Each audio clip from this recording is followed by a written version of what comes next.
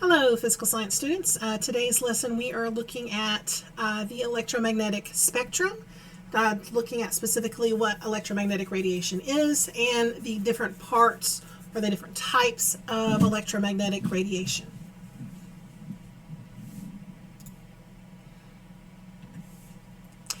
So, starting with just what is electromagnetic radiation. If we remember from an earlier unit, we learned that electromagnetic was just our nice fancy word for light. So, electromagnetic radiation is specifically transverse waves produced by the motion of charged particles. So, remember, in a transverse wave, the motion of the particle is perpendicular. That T reminds me that it's perpendicular to the motion of the wave. The interesting thing about electromagnetic radiation it is the only type of wave that does not require a medium. It is the only one that can actually travel through empty space, such as outer space, or in a artificial vacuum. So when I say vacuum, I don't mean a vacuum cleaner. I mean an area that has had all the air sucked out. It is interesting to note that the speed of light in a vacuum is 300,000 kilometers per second. I'm used to looking at it in terms of scientific notation, so 3.0 times 10 to the 8th kilometers per second. That is the speed of light in a vacuum, so that's how fast light goes in outer space, as well as in a vacuum on Earth. Now, the electromagnetic components are perpendicular to each other. That's what makes that transverse wave, the fact that they are moving at 90-degree angles. And just reminding that it is charged particles that are doing the motion.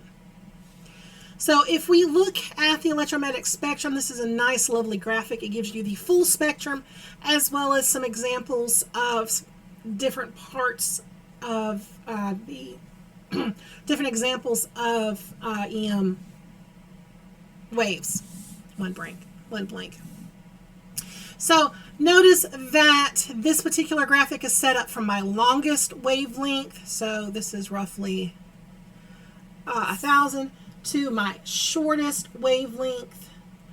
That would be a whole bunch of zeros before I get to that first one.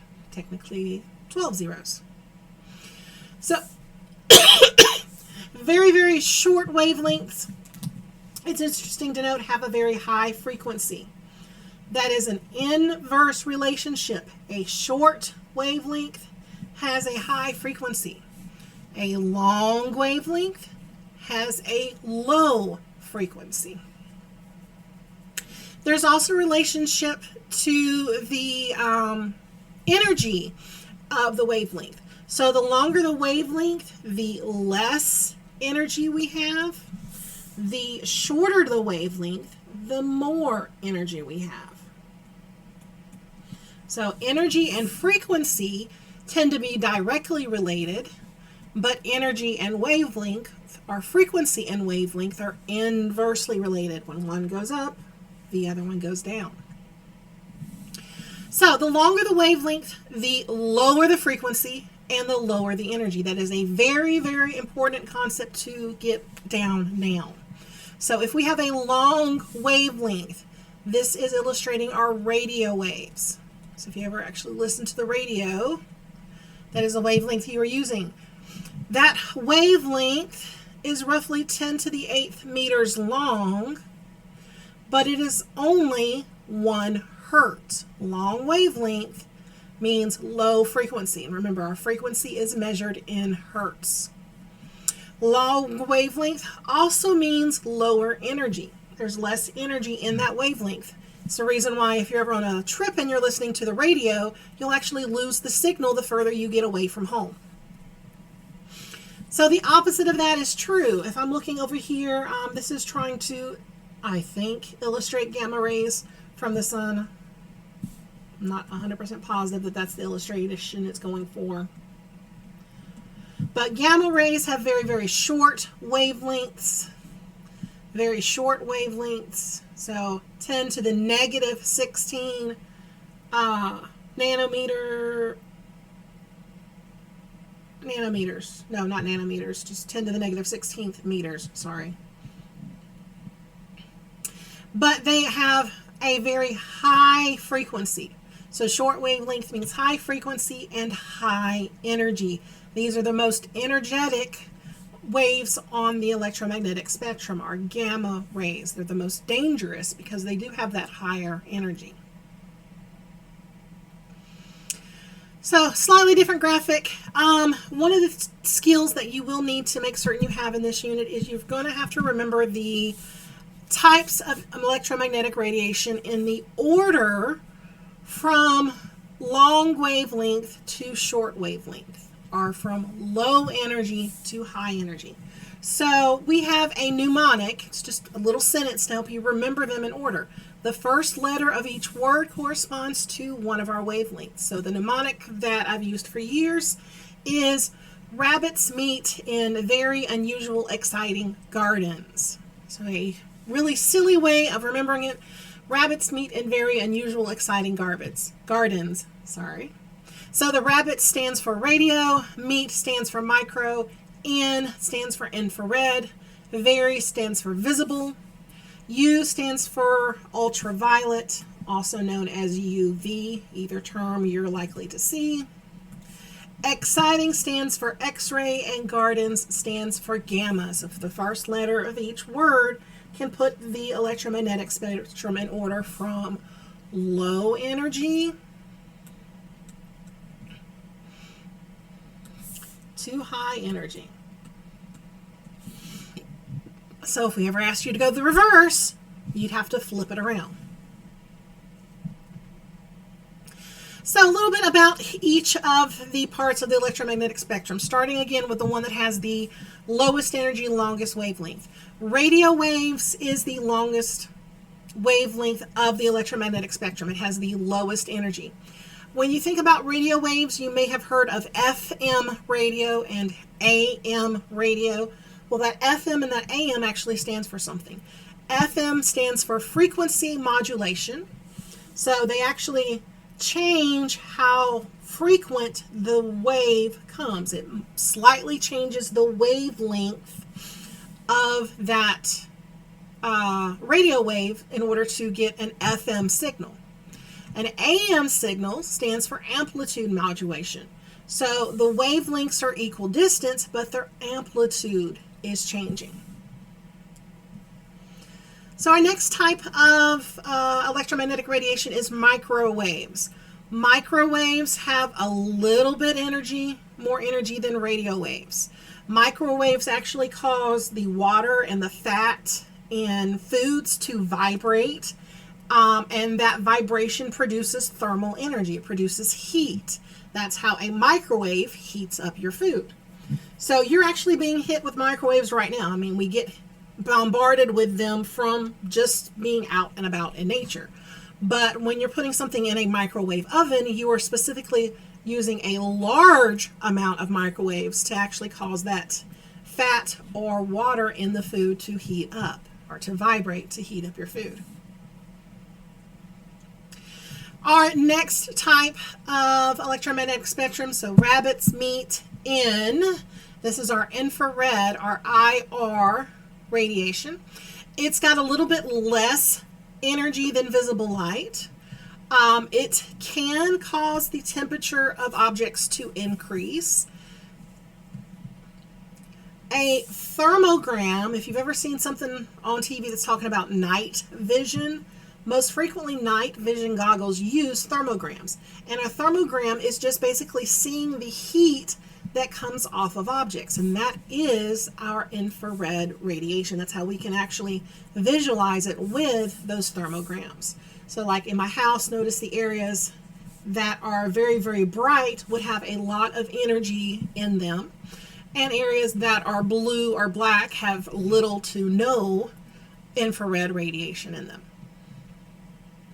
Next comes our visible light. This is the small portion in the middle of the spectrum that we as humans can see.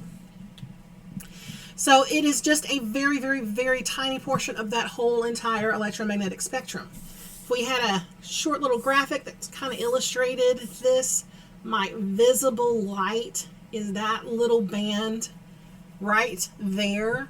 So there is only a very small portion that we can see. Other animals can actually see infrared or UV parts of the spectrum. Now, when we're looking at our visible light, the light actually has a predictable order that it goes. And we're looking at it in terms of increasing energy. So we're going from low energy to high energy, or long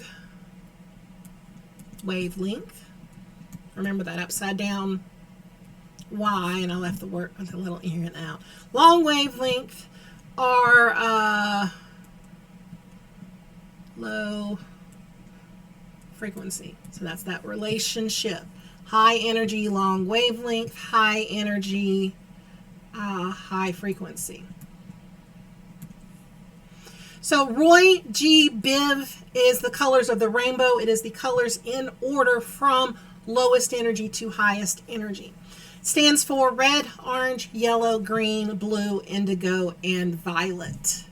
So that is the colors in order from low energy to high energy. Again, if we needed to flip it and go from high energy to low, you would have to flip the mnemonic around. So Roy G. Biv only works in that order.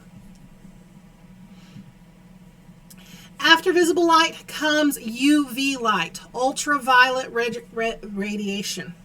So it kind of helps remind you where it is. Ultraviolet basically reminds you that it's after violet. Infrared, didn't say this earlier, but infrared helps remind you that it's before the red.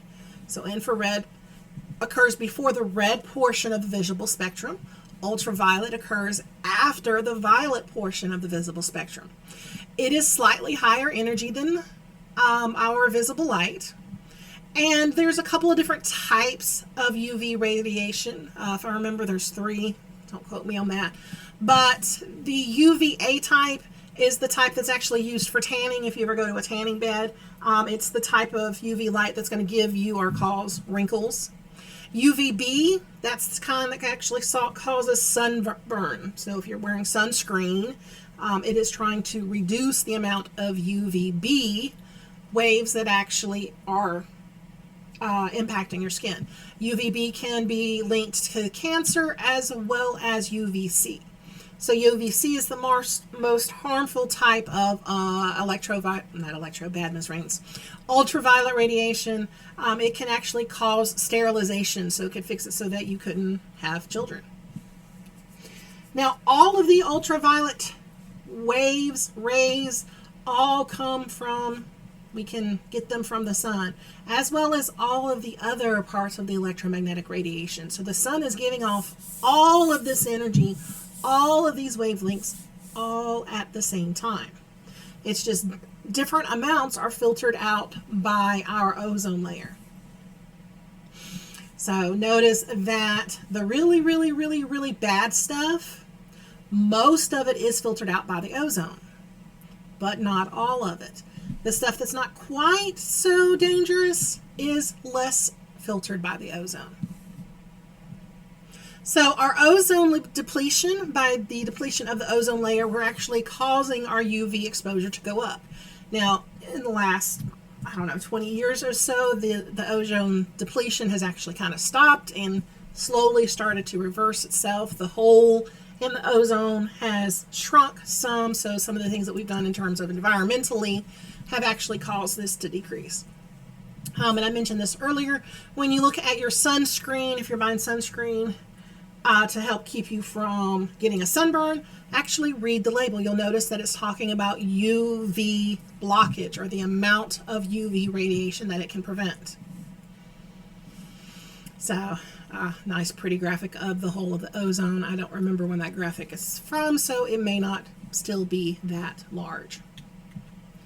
Next type of radiation, rabbits meet in very unusual exciting. So exciting is my X-rays. X-rays have higher energy than ultraviolet. They can penetrate the soft tissue. It can go through your skin, but not into your bones.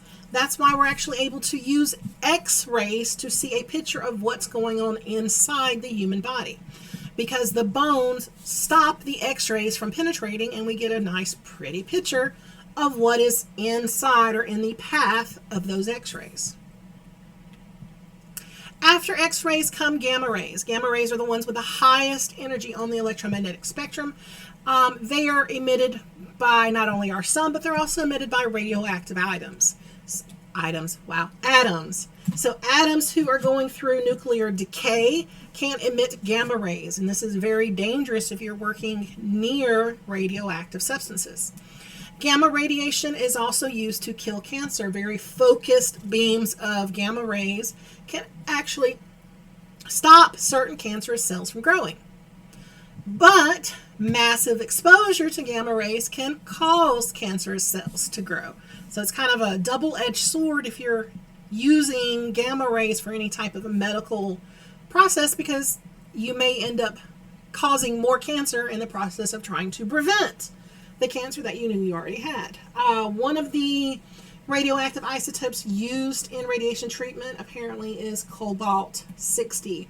Remember that 60 is the mass of that isotope of cobalt. Normally, cobalt has a mass of 58.9. So that is a heavier isotope of cobalt, and that's one reason why it's going to decay and give off gamma radiation.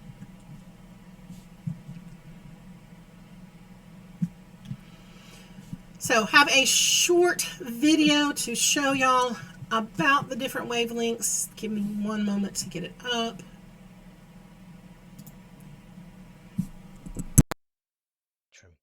Light is actually an electromagnetic wave and is part of a whole spectrum of waves called the electromagnetic spectrum. The waves all have certain things in common. They all travel at the speed of light in a vacuum, and they can all be reflected, refracted and diffracted. So, how are the different parts different? Well, it's the frequency and the wavelength that change. So, here on the screen is the electromagnetic spectrum.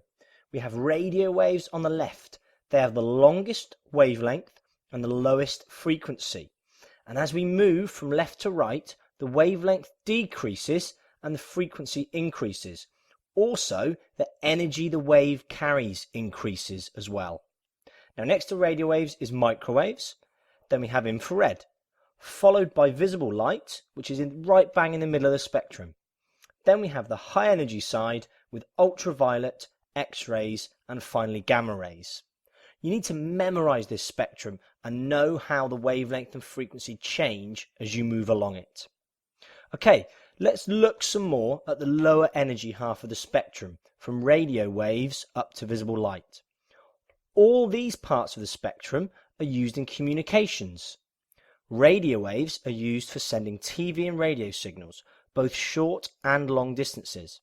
Really short wavelengths are used for very short distances, and the longer wavelength for longer distances, as they can reflect off a layer of charged particles in the atmosphere called the ionosphere.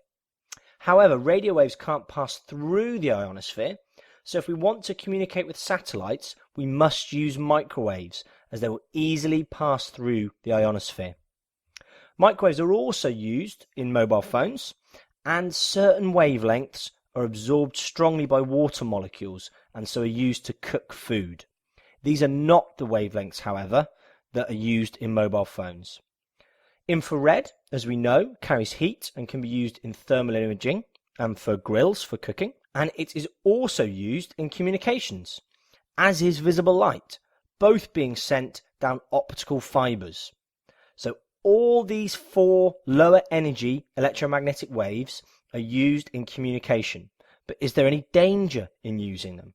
Well, at the moment, there is no scientific evidence that any of these parts of the EM spectrum pose any danger whatsoever, apart from maybe getting burnt by infrared. Now let's move on to look at the high energy part of the spectrum. So what are these used for? Well, Ultraviolet is used in sunbeds to help you get a suntan, and it's also used in special security inks because they absorb ultraviolet and emit visible light. X-rays, obviously, are used to look for broken bones in hospitals. And finally, gamma rays are used to kill bacteria in food, to keep it fresh longer, to sterilize surgical equipment, and also to kill cancer cells in radiotherapy. Now, this is the high energy part of the spectrum, so there are dangers with using these. As you know, too much exposure to ultraviolet can cause skin cancer. Now, X-rays and gamma rays are even more dangerous as they have enough energy to remove an electron from an atom, creating an ion. We call this ionization. And this can really damage cells and can actually kill them or cause mutations in them, leading to cancer. So exposure to high doses of X-rays and gamma rays really needs to be minimized. It's okay when you're just going for 1 or 2 X-rays at the hospital, but it's why the people working in the hospitals need to take extra precautions to minimize their dose. And that is the EM spectrum. Make sure you learn the entire electromagnetic spectrum and the uses and dangers of each part.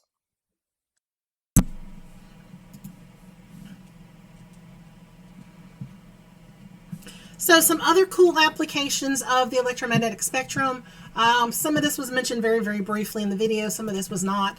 So when they were talking about communication with light and with the ultraviolet rays, fiber optics is what they actually use. And some of you may actually have fiber optics in your home, and they work by having a total internal reflection. So the waves that are going into that fiber optic cable bounce back and forth from one side to the other and actually use it to communicate information from one location to another. When all the light is reflected back into the denser medium, that's when we actually allow it to transmit from one end of the cable to the other. Another cool application of this is our broken pencil. We're going to talk a little bit later about some of our wave behaviors, but specifically, broken pencil is refraction. So if you've ever taken a clear glass, tall clear glass, put some water in it and dropped a pencil or pen in it, you may have noticed that it doesn't look the same above the water as it does below the water. And that has to do with how the light is refracted by the water. So light travels fastest through a vacuum, but it travels even slower through liquids. So it travels faster in gases than it does in the liquid. Well, when you're looking through the glass, you're looking through not only the clear solids, but that liquid portion of the glass is going to slow the motion of the light down and causes our pencil to appear broken. Also causes the waves to spread out more so the pencil looks fatter. I have a short little video that does a really good job of illustrating this, so if you don't have a clear glass at home to try it with, let's get that videos back up. In light refraction using a pencil. All you will need is a clear glass or beaker or plastic cup, a jug of water, and a pencil. First, place the pencil in the glass. Ensure that the pencil is long enough to reach the top of the glass. Now slowly fill the glass with the water 2/3 full.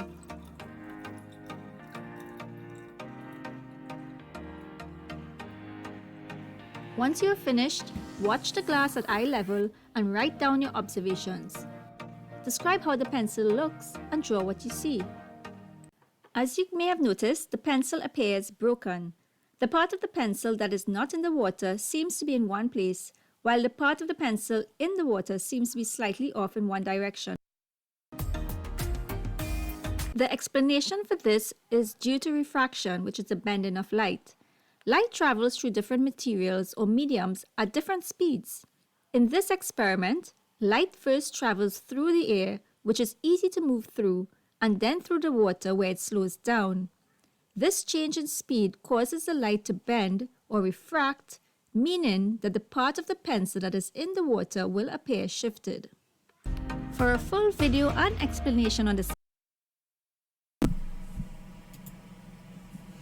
There we go. And depending on your position in relationship to the position of the pencil, what you see is going to vary. So if the pencil's standing straight up, it can actually appear completely broken, or it's going to look like it's just kind of swollen at the portion in the water versus the portion in just the air. Some other cool applications, of course, are rainbows. That's where our Roy G. Biv comes from. Anytime you see a rainbow in the air, it is due to that sunlight being reflected and refracted through water droplets in the air. Notice rainbows always have the same order in the light. They always are going to go from the red to R, and you don't always see the violet. Usually you will see the blue, but blue, indigo, and violet. Depends on how good the rainbow is as to what all you actually see. Another cool application is diffraction gratings. So this is made up of typically plastic, and it has very, very tiny parallel slits. This allows only certain wavelengths of light to go through that particular grating. Some diffraction gratings are also very, very reflective. If you've ever seen the back of a CD or a DVD, you've seen a reflective grating. They're also on some of the reflective stickers, and they're used in spectroscopes. There we go. So that diffraction grating is only allowing certain wavelengths of light, certain lights that's going in certain directions to, in this case, bounce off. But in a refractive grating that is made up of slits, only certain wavelengths of light can pass through. Another one is the visual characteristic that you see on oil slicks, like on the road, or in bubbles. That rainbow color you get on it has to do with the interference from the light transferring through the bubble and being reflected more than once. So if we're looking at an oil, you've got the oil on, let's say, a concrete surface. The light is going into the oil and then bouncing off and coming back out of the oil. So you get really interesting rainbow visuals when you're looking at bubbles and oil slicks. So notice we have that repetitive nature in my spectrum, but it looks kind of funky because of the double reflection. Another cool application, the reason why the sky is blue. So I don't know if you were one of those kids growing up that asked those why questions, but my kids were, and I can't tell you what age they were when they asked that, but they did ask, why is the sky blue? Well, the sky is blue because of how our atmosphere scatters light. Our atmosphere is made up of mostly nitrogen, and the fact that it is mostly nitrogen allows it to scatter certain colors of the spectrum more than other colors. So our shorter wavelengths, the blue, are more scattered easily. And that blue is what we see when that light is scattered. So it's also the explanation as to why you get nice, pretty colored sunsets, or why you can have a red sky during the sunset. And that has to do more with the angle of the sun than the elements that make up our atmosphere. So in the mid parts of the day, the sun is almost directly overhead. So there's less scattering. You get the blue sky, nice, pretty yellow sun. But in the evenings or early mornings, sunset, sunrise, you're going to have more atmosphere for the wavelengths to travel through. Therefore, you have more scattering, and you're going to end up with the other end of the spectrum being more visible. So the red and the oranges are what you're actually able to see more of during the sunsets or sunrises. That is it for today. Make certain that you complete the assignment in Google Classroom, as well as upload your video notes for today's lesson.